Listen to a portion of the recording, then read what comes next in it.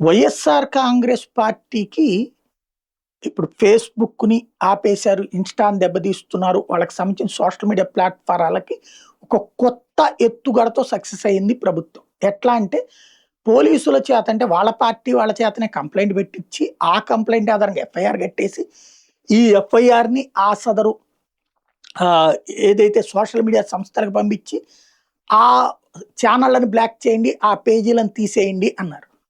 ఇందులో యూట్యూబ్ అయితే రిజెక్ట్ చేసింది. కంటెంట్ తీసేయమంటే తీసేస్తాం గానీ, ఛానల్ ఆపేయమని. కానీ ఫేస్‌బుక్ వాళ్ళు పేజీలు తీసేస్తున్నారు. ఇన్‌స్టా వాళ్ళు ఆపేస్తున్నారు.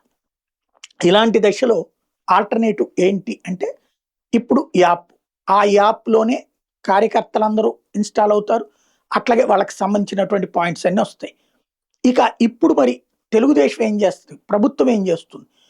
ఇప్పుడు దీంట్లో వాళ్ళ కార్యకర్తల చేతనే ఇన్వాల్వ్ అయ్యేలా చేస్తుంది.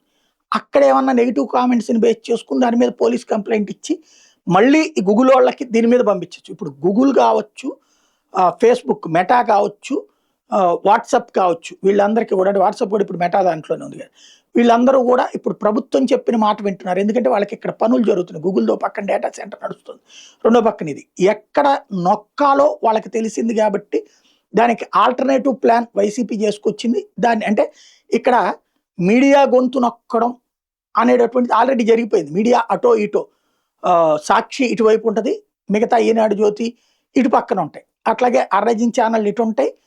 ఒక ఛానల్ ఇటు పక్కన ఉంటది. ఇలాంటి సిట్యుయేషన్‌లో ఇప్పుడు సోషల్ మీడియానే ఇన్‌ఫ్లూయెన్స్ చేస్తుంది కాబట్టి, దాని మీద ఇన్‌ఫ్లూయెన్స్ చేయడంలో ప్రభుత్వం సక్సెస్ అయితే, దానికి ప్రత్యామ్నాయాలు తయారు చేయడంలో వీళ్ళు సక్సెస్ అవుతున్నారు. తుది రూపం ఏంటి అన్నది భవిష్యత్తులో తేలుతుంది.